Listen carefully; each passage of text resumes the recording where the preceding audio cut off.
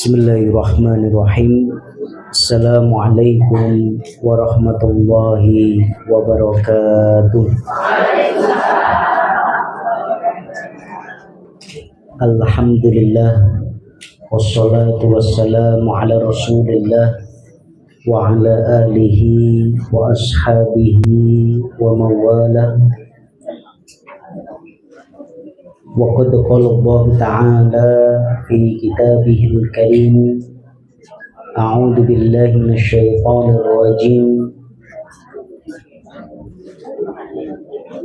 Ya ayyuhalladzina amanu taqullaha haqqa tuqatih wa la tamutunna illa wa antum muslimun.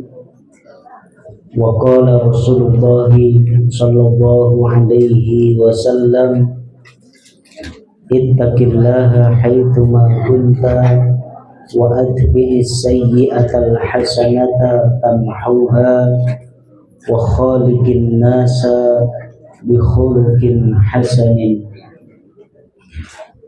Fa inna asdaqal hadithi kitabullah wa khairal hadi hadi Muhammadin sallallahu alaihi wasallam wa syarral umuri muhdatsatuha fa inna kulla muhdatsatin bid'ah wa kulla bid'atin dhalalah wa kulla dhalalatin finnar.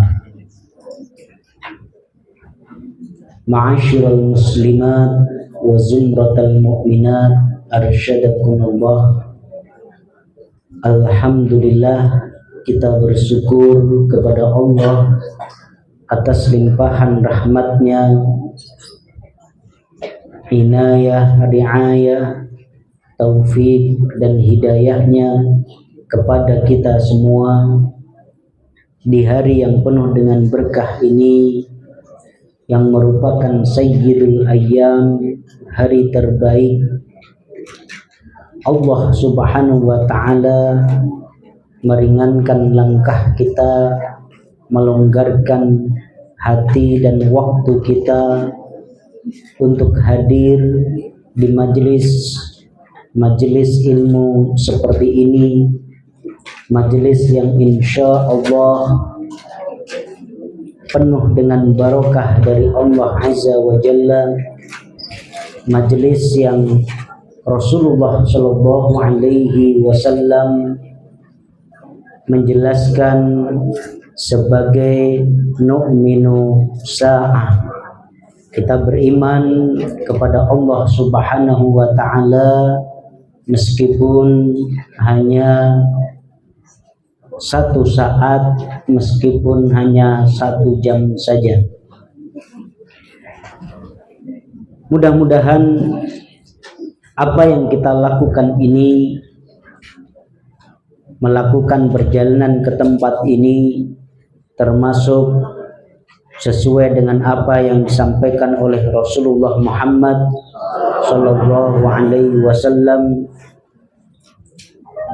Beliau pernah bersabda, man salaka tariqan yaltamisu fihi ilman sahhalallahu lahu tariqan ilal jannah. Barang siapa yang menempuh sebuah perjalanan, dalam perjalanan itu dia gunakan untuk menuntut ilmu, maka insya Allah Allah subhanahu wa ta'ala akan mudahkan jalannya menuju surga. Ma'asyiral muslimat wa zumratal mu'minat, arsyadakumullah. Pada pertemuan sebelumnya kita sudah membahas firman Allah Subhanahu wa ta'ala dalam surah Al-Isra, wa qada rabbuka alla ta'budu illa iyyahu wa bil walidaini ihsana. Di mana ayat ini mengandung 2 perintah besar, perintah utama dari Allah Subhanahu wa ta'ala untuk mentauhidkannya. Kemudian bersamaan dengan itu Allah Subhanahu wa Ta'ala juga memerintahkan kita semua untuk berbakti kepada kedua orang tua. Sudah kita jelaskan panjang lebar mengenai makna yang terkandung pada ayat ini. Kemudian muallif dari kitab Tauhid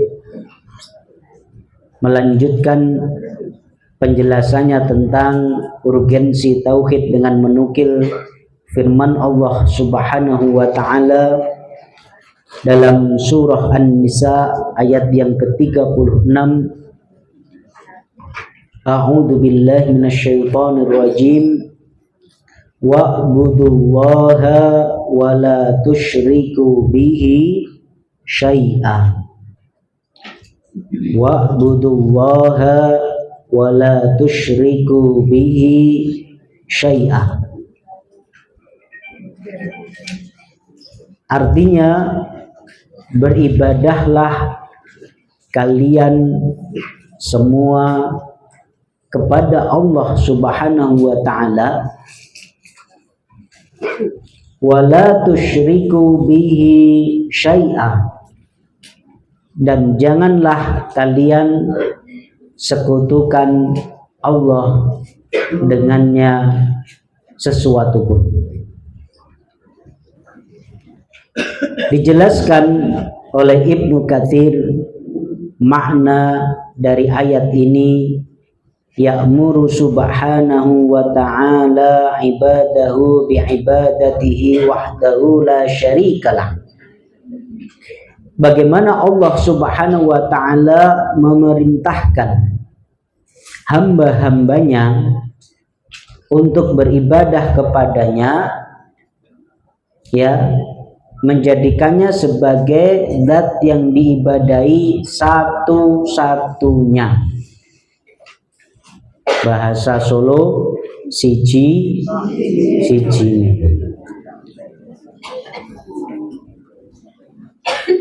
Tapi gak boleh pakai kowe. Jangan kowe siji-siji nih. Masa sama Gusti Allah jangkar. Allah lah satu-satunya. La syarikalah, yang tidak ada sekutu baginya. Fa innahu huwal khaliq ar-razzaq al-mun'im al-mutafaddil ala khalqihi. Bagaimana Allah lah pencipta, Allah lah yang memberikan rizki, Allah lah yang memberikan nikmat, Allah lah yang mulia utama di atas semua ciptaannya dalam segala kondisi, dalam segala situasi. Wa huwal mustahiqqu minhum ayyuwahhiduhu, dan dia adalah zat yang berhak untuk ditauhidkan, dijadikan satu-satunya sembahan. Wala yusyriku bihi syai'a min makhluqatihi, dan tidak disekutukan bersamanya satupun dari makhluknya. Ini dijelaskan oleh Ibnu Katsir dalam tafsir beliau. Wa hadhil ayah hiya allati tusamma ayatul huquq al-ashrah. Dan ayat inilah yang kemudian dinamakan sebagai ayat 10 hak. Wa fi ba'dun nasakh al-mu'tamadah min nuskhi hadzal kitab taqdim hadhil ayah ala ayatil an'am, wa lihada qaddamtuha limunasabati kalam Ibni Mas'ud al-ati li ayatil an'am liyakunu dzikruhu ba'daha ansab. Ya, Jadi ayat ini adalah ayat yang sangat agung, yang sebenarnya merupakan penegasan akan hak Allah Subhanahu wa Ta'ala. Semua pihak di alam semesta ini punya hak. Ibu-ibu haknya sebagai istri apa, Bu?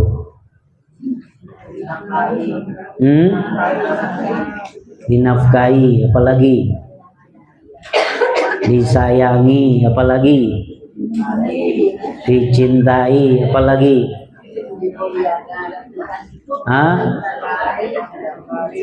dibimbing, apalagi dibahagiakan, apalagi dimuliakan, apalagi dinasehati, apa meleh akeh men. Itu hak istri. Hak suami apa? Pura-pura lupa.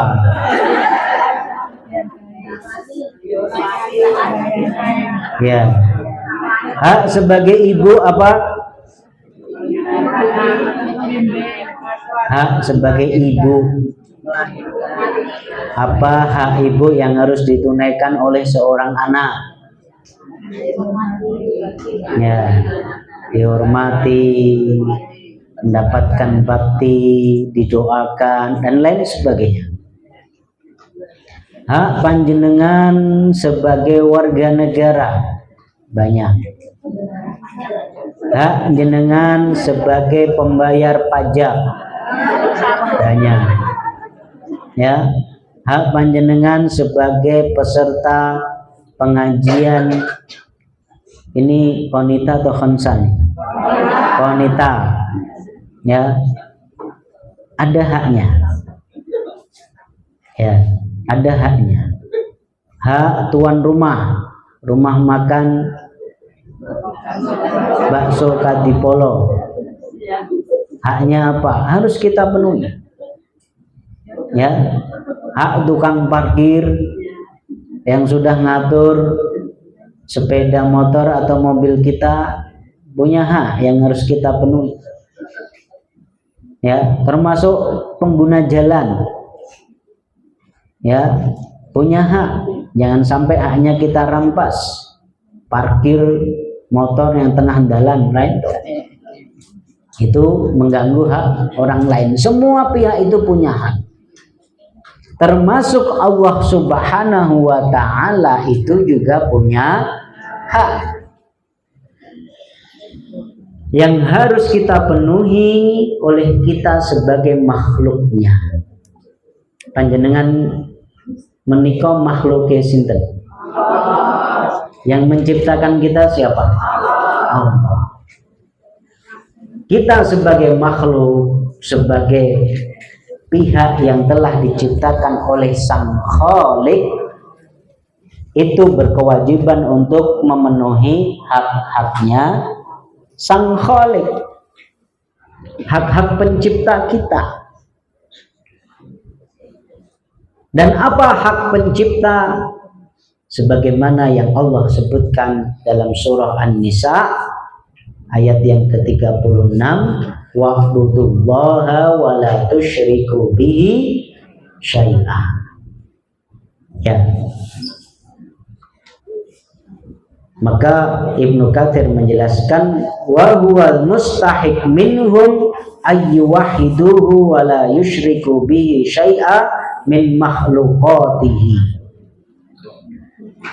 Maka Allah Subhanahu wa Ta'ala menjadi zat yang berhak untuk disembah dan tidak disekutukan dengan segala apapun. Disebabkan karena apa? Karena Allah itu Khalik yang telah menciptakan. Allah itu Razzaq yang telah memberikan rizki. Allah itu Al-Mun'im yang telah memberikan nikmat. Allah sudah memberikan kita semua itu dengan gratis, gak bayar, ya. Jenengan kalau menikmati jalan yang halus, aspal, hotmik, ya, itu gratis napa mboten? Hah? Bayar mangsanya. Nah, bayar, kita semua bayar pajak. Ya, pajak itu digunakan untuk pembangunan. Ya. Nah, sekarang pertanyaan, jenengan ngirup oksigen, jenengan punya kaki, punya tangan, punya mata, punya telinga, punya lisan, punya organ tubuh, semuanya berfungsi dengan baik.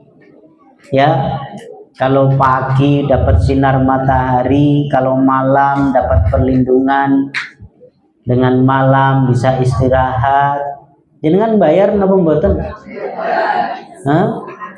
Bayar napa mboten? Gratis. Tapi ketika kita sudah mendapatkan hak kita sebagai hamba, kita harus menunaikan kewajiban kita kepada yang menciptakan, yang memberikan itu tadi. Kita harus menunaikan atau memenuhi haknya. Haknya apa? Disembah. Haknya apa? Diibadahi. Dijadikan satu-satunya dan kita tidak menyekutukannya. Gusti Allah niku mboten menuntut kita bayar ini, bayar itu, pajak ini, pajak itu, enggak. Ya. Yang diminta cuma wa'budullaha wa la tusyriku bihi syai'. Itu pun bukan demi kepentingan Allah. Allah nggak butuh ibadah kita. Apakah kita mengira ketika kita menyembah kepada Allah, kita ibadah, itu Allah diuntungkan? Tidak.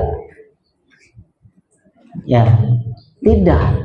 Sebagaimana disebutkan dalam sebuah hadis, ya, seandainya seluruh makhluk, insukum wa jinnukum, manusianya, jin-jinnya, semuanya, ala atqa qalbi rajulim minkum, semuanya itu bertakwa, taat, ibadah, itu nggak menguntungkan Allah sama sekali. Sebaliknya, seandainya seluruh manusia, seluruh makhluk itu ala afjar qalbi rajulim minkum, semuanya bejat, semuanya maksiat, nggak mau taat, apalagi semuanya bangsat, yang at-at itu apalagi Bu? Ya, khianat, minggat, apalagi? Ya, kalau semuanya kayak gitu, nggak ada yang mau takwa, nggak ada yang mau taat, itu nggak memadorotkan Allah sama sekali. Ya, ingat. Jadi ini memang hak Allah, tetapi Allah nggak butuh. Kalau kita kan butuh. Ya, kita membutuhkan untuk ditunaikan hak-hak kita, tapi Allah sebenarnya nggak butuh. Jadi itu konsekuensi saja, kewajaran semestinya lumrahe wong wis dikei kaya ngono, sudah diberi apa-apa, semuanya diberikan, diciptakan, dikasih rizki, dikasih nikmat, dipenuhi kebutuhannya, orang bayar kok ora gelem membalas dengan ibadah, membalas dengan ketaatan, ya, menjadikannya sebagai satu-satunya, itu kebangetan. Ya, panjenengan saja pasti merasa kebangetan ketika sebagai istri sudah berbakti kepada suami, melayani semua yang dibutuhkan dipenuhi, ya semua yang diinginkan dituruti, lah kok nggak mau menunaikan kewajibannya, nah, itu pasti kita nggak terima. Begitu juga suami sudah menafkahi, sudah memberi ini, memberi itu, lah kok kon gawe ke kopi datang nganggo muring-muring, ya lah kok diceluk semaur ramoro, salah opo aku, pasti kayak gitu suami. Kalau sudah merasa menunaikan kewajiban tapi nggak dapat hak, itu baru kita melakukan hal-hal yang ya seujung kuku pun nggak ada dari apa yang telah Allah berikan kepada kita para hamba. Dalam tanda kutip, kalau bahasa kita, kira-kira bagaimana Allah Subhanahu wa ta'ala yang melihat para hamba yang sudah dikasih ini, sudah dikasih itu, lah kok suruh ibadah nggak mau, lah kok disuruh nyembah nggak mau, malah berbagi cinta, berbagi ketaatan, berbagi persembahan dengan pihak yang lain. Padahal yang ngasih rizki satu-satunya hanya Allah. Lah kok malah ibadahnya diberikan kepada pohon, ibadahnya diberikan kepada sapi, diberikan kepada penunggu laut selatan, diberikan kepada yang jaga buk-buk perapatan, ya ini kan nggak logis. Ini namanya nggak tahu diri, ya. Yang ngasih siapa, yang diterima kasihin siapa. Panjenengan mesti nggak terima, ya, mendampingi suami wiwit biyen ijek kere, ya kita tetap setia, alhamdulillah beranjak ekonominya membaik sampai sekarang sukses, begitu sukses pindah ke lain hati, pasti jenengan boten terima, ya pasti nggak terima, malah berbagi dengan yang lain atau berpindah hati kepada yang lain, pasti nggak terima. Allah juga nggak terima, Bu. Allah yang telah memberikan semuanya dan itu Allah lakukan sendiri, lah kok malah peribadahannya diberikan kepada pihak lain atau berbagi ibadah kepada pihak lain. Ini jadi inilah yang dimaksud dengan al-huquq, ya. Ini menegaskan betapa hak Allah Subhanahu wa ta'ala kepada hamba itu begitu besar, dan haknya adalah wa'budullaha wa la tusyriku bihi syai'a. Tetapi kita harus sadar bahwasanya meskipun itu hak Allah untuk diibadahi, sewajarnya, seharusnya, seyogyanya, sesolonya kita sebagai hamba itu memberikan penyembahan dan beribadahan kepada Allah Subhanahu wa ta'ala. Tetapi kita harus sadar bahwasanya pada hakikatnya Allah tidak membutuhkan itu semua. Allah nggak rugi, ya. Allah nggak termadoroti ketika kita nggak mau beribadah kepadanya, nggak butuh Allah. Justru sebaliknya, ketika Allah Subhanahu wa Ta'ala memerintahkan kita untuk beribadah kepadanya, ketika Allah Subhanahu wa Ta'ala memerintahkan kita untuk tidak menyekutukannya, itu dalam rangka kebaikan kita. Ya, dalam rangka kebaikan kita. Untuk kepentingan maslahat kita sebagai hamba. Contohnya apa? Kalau yang kita sembah itu banyak, maksudnya bukan temennya bebek. Kalau yang kita sembahi itu ada Tuhan ini, ada Tuhan itu, ngapunten, ada dewa ini, ada dewa itu, mumet kita. Yang satu pengen ini, yang satu pengen itu.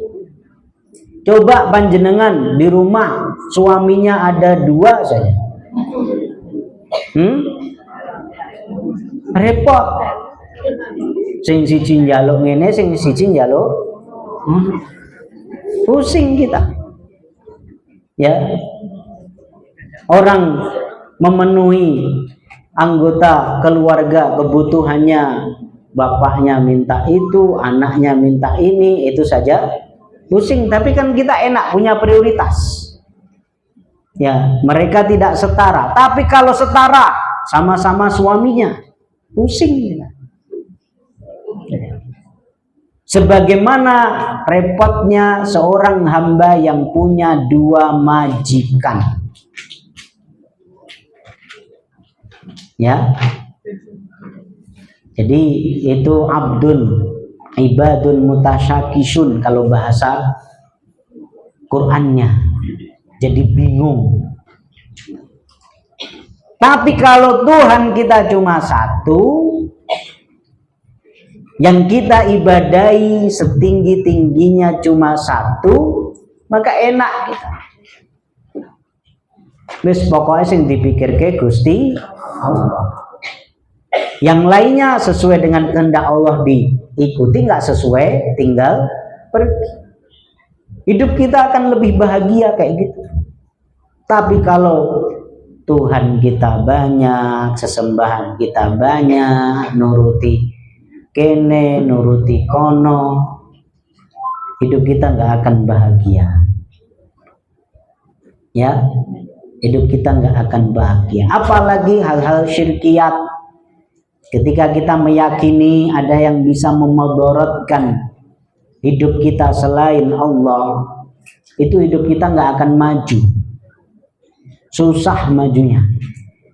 Kalau kita masih takut ya dengan hal-hal yang tidak mendasar, arep mangkat pengajian, tiba-tiba ono mano empret mencok, wah iki tondo rapi,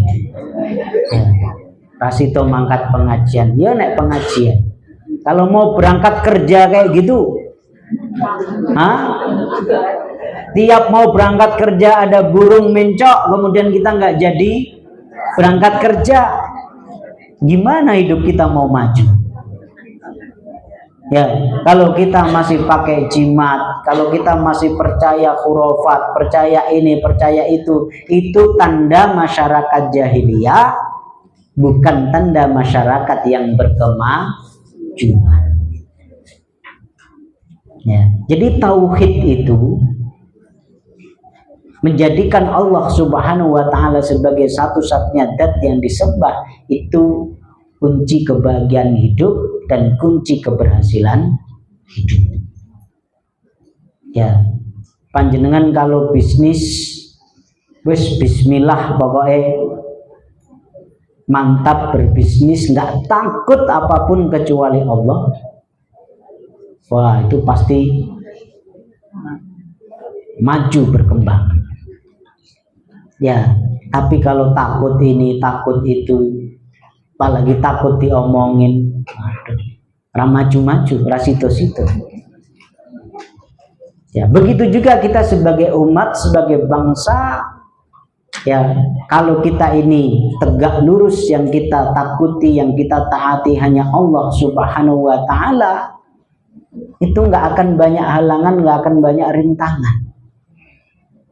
Tapi kalau kita mempertimbangkan ini, mempertimbangkan itu, takut ini, takut itu, jadi nggak maju-maju. Ya, ini jadi penting. Wa'budullaha wala tusyriku bihi syai'a, sebagaimana yang dijelaskan oleh Ibnu Katsir, fa innahu huwal khaliq ar-razzaq al-mun'im al-mutafaddil ala khalqihi fi jami'il anat wal halat wa huwal mustahiqqu minhum ayyuwahhiduhu wala yusyriku bihi syai'a min makhlukoti.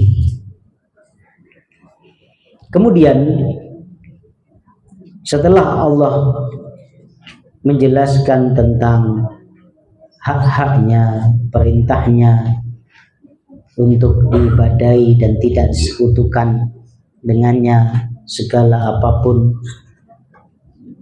muallif kemudian menukil firman Allah Subhanahu wa Ta'ala dalam surah Al-An'am ayat 151 sampai 153. A'udzu billahi minasyaitonir rajim.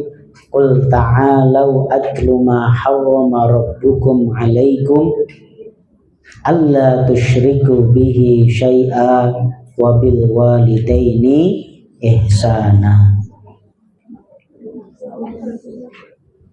Katakanlah wahai Muhammad, kemarilah kalian, aku sampaikan apa-apa yang telah diharamkan kepada kalian dari Rabb kalian. Alla tusyriku bihi syai'a, hendaknya kalian tidak menyekutukan Allah Subhanahu wa Ta'ala dengan segala sesuatu.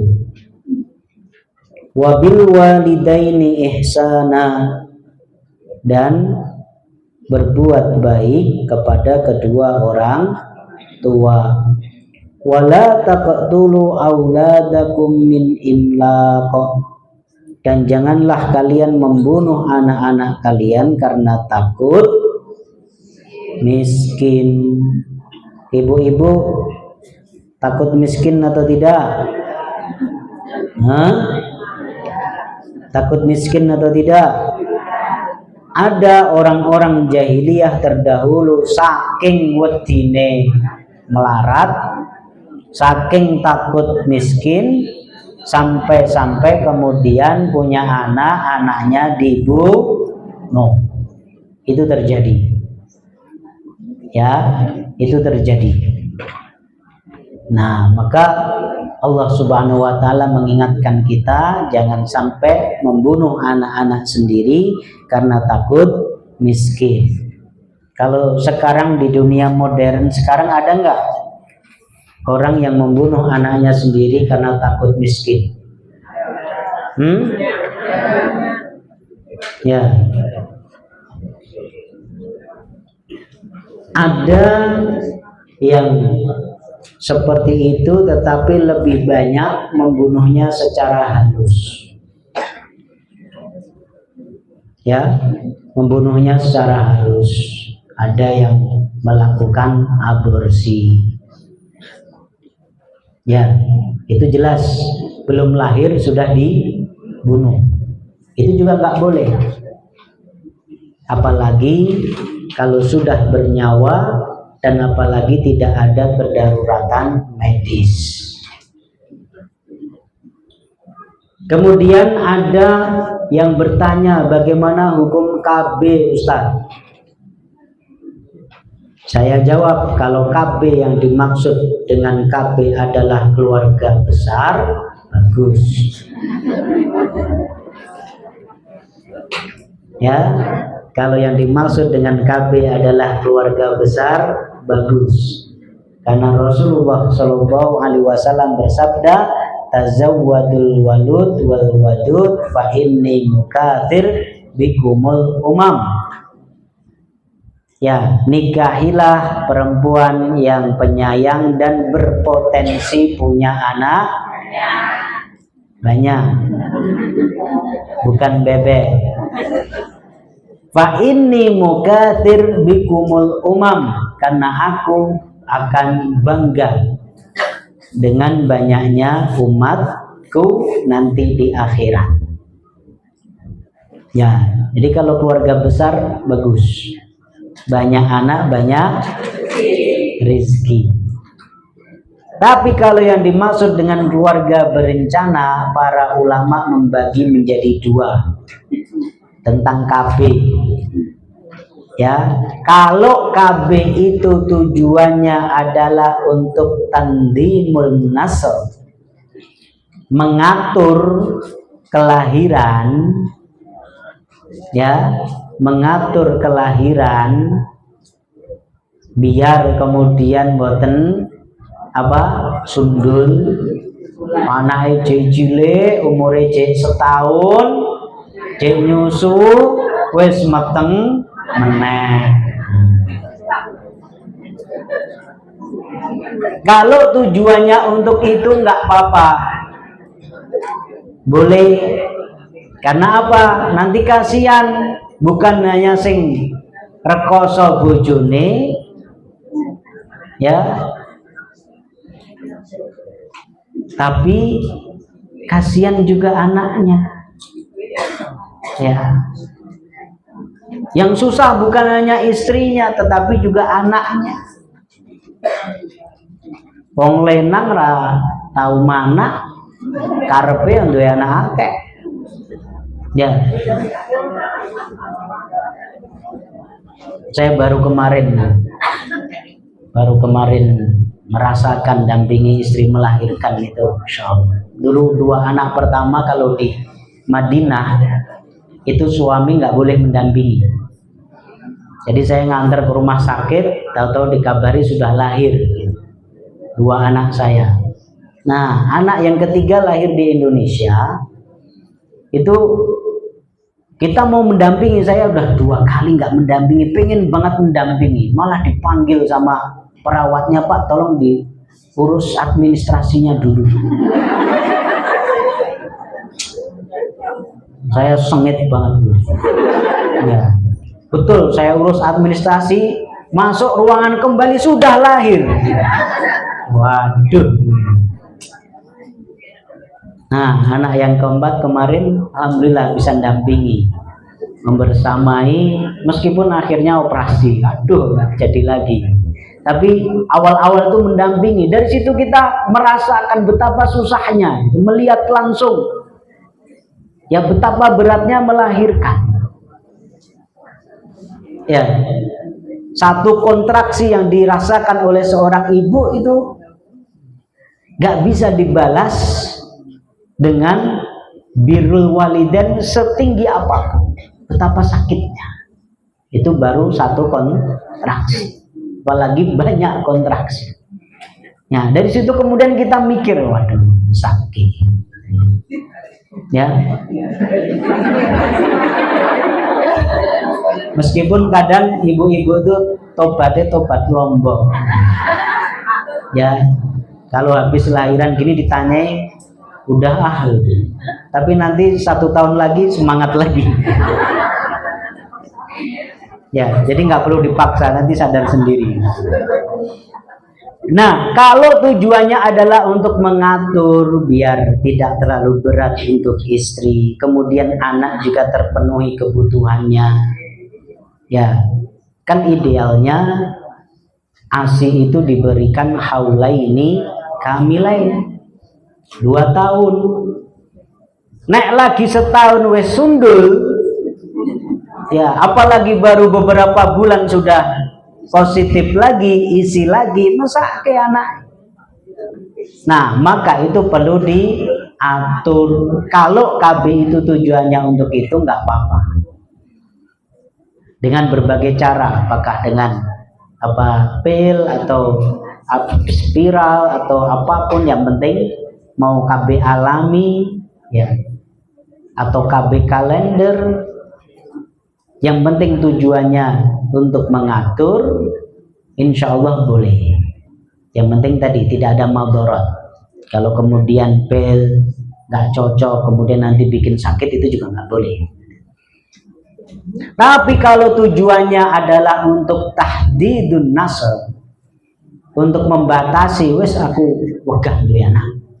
Ini mulai banyak ya di kalangan remaja itu. Sekarang pun ada tren child free atau free child, mau nikah tetapi nggak mau punya anak. Nah, itu banyak ya, membayangkan kerepotannya, membayangkan sakitnya dan lain sebagainya, sampai kemudian dah aku mau nikah tapi nggak mau punya anak. Ya akhirnya apa dilakukan vasektomi ya, kemudian atau minum obat yang kemudian betul-betul membuat steril dan lain sebagainya. Nah itu nggak boleh ya, nggak boleh, dibatasi secara permanen, itu haram hukumnya. Sebagian ulama bahkan memasukkan itu dalam kategori ayat ini, padahal ayatnya wala taqtulu aulad, itu seperti membunuh sebelum lahir, membunuh sebelum ada ya. Tidak diberikan kesempatan untuk lahir, tidak diberikan kesempatan untuk hidup, itu nggak boleh. Nahnu narzukukum wa iyyahum, apa kata Allah? Allah lah yang memberikan rizki kepadamu wahai para orang tua, wa iyyahum, dan juga akan memberikan rizki kepada anak-anak yang kalian lahirkan. Maka betul slogan kita semua, banyak anak banyak rizki. Semuanya sudah dijatah. Kalau anggota keluarga kita 3 ya jatah rizkinya 3, begitu tambah 1 lagi lahir jadi 4. Gak usah takut, karena Allah yang menegaskan nahnu narzukukum wa iya. Ya, Allah lah yang memberi rizki kepada kalian wahai orang tua ya, dan juga kepada mereka. Wala taqrabul fawahisha ma dhahara minha wa ma baton, dan janganlah kalian mendekati perbuatan yang keji. Fawahish jamak dari fahisyah ya, perbuatan keji. Yang dimaksud di sini adalah perbuatan yang semua orang itu jijik, baik muslim ataupun kafir. Kalau melihat perbuatan itu pasti nggak setuju. Ya, ada seperti itu ya, dosa-dosa yang semua orang itu nggak suka, dengan beriman nggak beriman nggak suka, perbuatan yang keji. Ma dhahara minha wa ma baton, apa-apa yang nampak dan apa yang tersembunyi. Wala taqtulun nafsallati harramallahu illa bil haqq, dan janganlah kalian membunuh jiwa yang telah diharamkan oleh Allah Subhanahu wa taala kecuali dengan hak, kebenaran. Jadi boleh nggak bunuh orang, Bu? Boleh nggak bunuh? Boleh kalau dengan kebenaran. Maksudnya apa? Maksudnya apa? Kalau misalnya dalam Islam ada yang namanya hukum kisos. Ya, kalau orang membunuh maka hukumannya juga dibunuh. Sebagai al-guju, eksekutor, ya dia harus membunuh. Tapi membunuhnya itu adalah membunuh bil haqq, dengan kebenaran. Ya, berdasarkan keputusan pengadilan. Di Indonesia pun ada hukuman mati. Ya, terus kalau nggak boleh sama sekali, gimana dong itu eksekutornya? Ya, jadi boleh tetapi dengan hak. Kalau nggak dengan hak nggak boleh. Begitu juga dalam peperangan, kalau nggak boleh membunuh, lagi perang orang untuk membunuh piye? Nggak boleh nembak, ya kita yang ditembak. Ya, kalau kita nggak mau bunuh musuh, ya kita yang dibunuh. Nah, itu termasuk kalau dalam perang apa? Qatlun nafsi bil haqq. Yang nggak boleh yang tidak dengan hak. Membunuh tanpa sebab, membunuh orang-orang yang tidak berdosa, tidak bersalah, membunuh anak-anak, membunuh perempuan, membunuh apa ulama-ulama, pendeta-pendeta, rohib-rohib, biksu-biksu. Ya, itu dalam perang sekalipun nggak boleh. Ya, jadi ini hati-hati, dan ibu-ibu sekalian, sedih ya kalau kita dengar pemberitaan-pemberitaan akhir-akhir ini. Begitu mudah orang membunuh orang lain tanpa hak, tidak dalam perang, tidak dengan putusan pengadilan. Ya, ada yang tiba-tiba ditemukan jasadnya di sungai. Ya, kemarin tuh yang sempat viral apa, pegawai bank itu ya.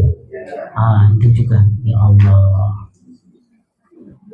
Mesti urusannya mengurusan dunia, urusan duit. Kalau nggak gitu urusan asmara.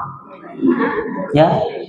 Jadi begitu mudah orang menghilangkan nyawa orang lain, menumpahkan darah orang lain hanya dalam masalah-masalah remeh temeh. Waliyadzubillah. Ini penting. Dzalikum wassaqum bihi la'allakum ta'qilun. Dan itu yang Allah wasiatkan kepada kalian agar kalian memikirkannya atau memahaminya. Kemudian wala taqrabu malal yatimi illa billati hiya ahsan hatta yablugha asyuddah. Kemudian larangan berikutnya, kita nggak boleh mendekati harta anak yatim kecuali dengan cara yang baik. Maksudnya adalah dalam rangka untuk menjaganya atau memelihara anak yatim itu, ya, merawatnya dengan harta tersebut. Hati-hati Bu, urusan karo anak yatim niku ngualati. Ya, ampun coba-coba. Ya, kalau kita punya saudara, kalau kita punya teman, ya, kemudian teman kita, saudara kita wafat, meninggalkan anak yatim, ya, punya warisan. Memang meskipun dia masih kecil, ya, tetap harus dijaga haknya. Kalaupun kemudian kita mengelola harta itu adalah demi kebaikan anak yatim tersebut, bukan untuk kepentingan pribadi. Kalaupun kemudian kita mengambil, namanya juga ngurusi harta, mengelola, itu kan kita berkorban juga, keluar waktu kita juga. Nah, itu ngambilnya dengan bil ma'ruf, dengan sewajarnya. Kalau kemudian sampai berlebihan, kalau kemudian sampai merugikan anak yatim tersebut, hati-hati, masuk dalam pasal larangan ini. Ya, apalagi akhir-akhir ini banyak kasus lembaga-lembaga sosial mengumpulkan dana, menggalang dana untuk anak yatim. Tapi kemudian pengelolanya bermewah-mewah. Ya, ada yang kemudian malah dikorupsi, gak disampaikan kepada anak yatimnya, dimakan sendiri. Nah, itu hati-hati. Ya, itu hidupnya pasti gak akan berkah. Hidupnya pasti nanti akan ada masalah demi masalah. Karena sekali lagi, ya, Allah menegaskan wala taqrabu malal yatimi illa billati hiya ahsanu hatta yablugha asyuddah, sampai dia dewasa.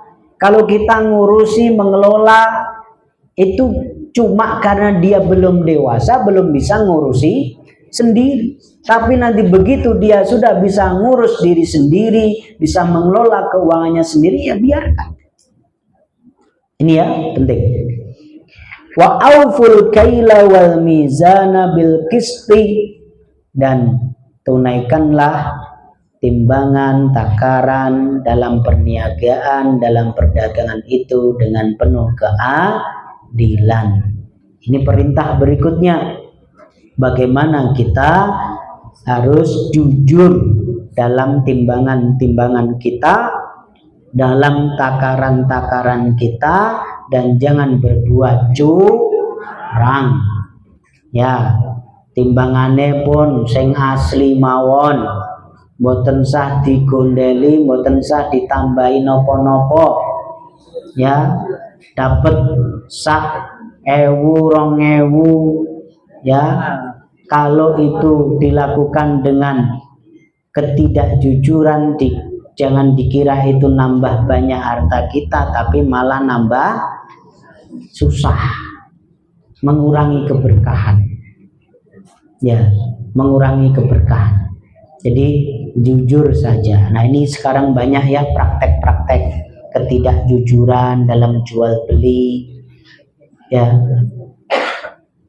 ini kita harus sadar ya, bahwasanya itu semua bukan nambah kita kaya, tetapi hanya akan semakin menambah menderita, menambah susah, ya, ngregeti harta kita. Ya.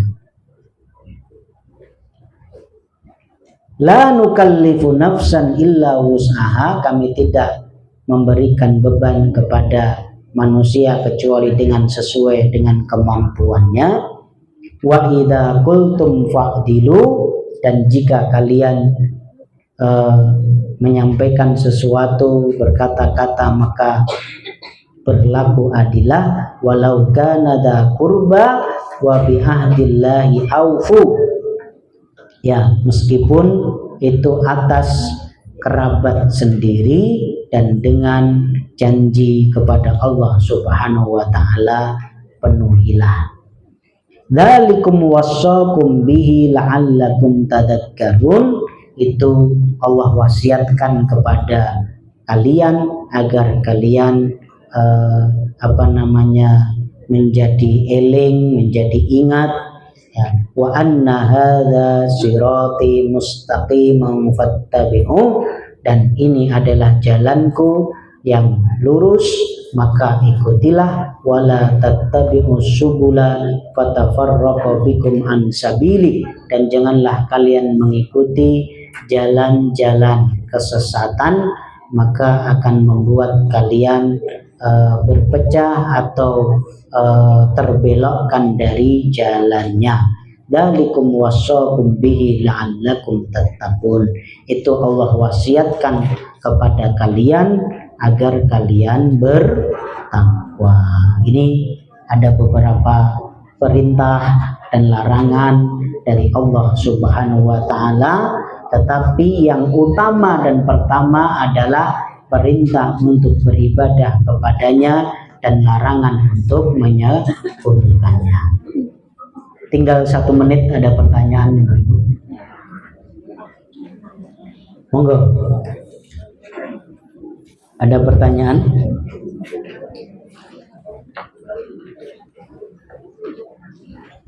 Ya, nggak pakai kacamata nggak jelas, angkat tangannya agak tinggi. Ada pertanyaan? Nggak ada ya? Baik. Insyaallah jelas, masih tentang pentingnya tauhid dan bahaya syirik. Demikian yang bisa kami sampaikan, mudah-mudahan bermanfaat. Aku lima tasma'un billahi bisabil haq astaghfirul khairat nasrul minallah wa fathul qarib wa basyiril mu'minin. Wassalamualaikum warahmatullahi wabarakatuh.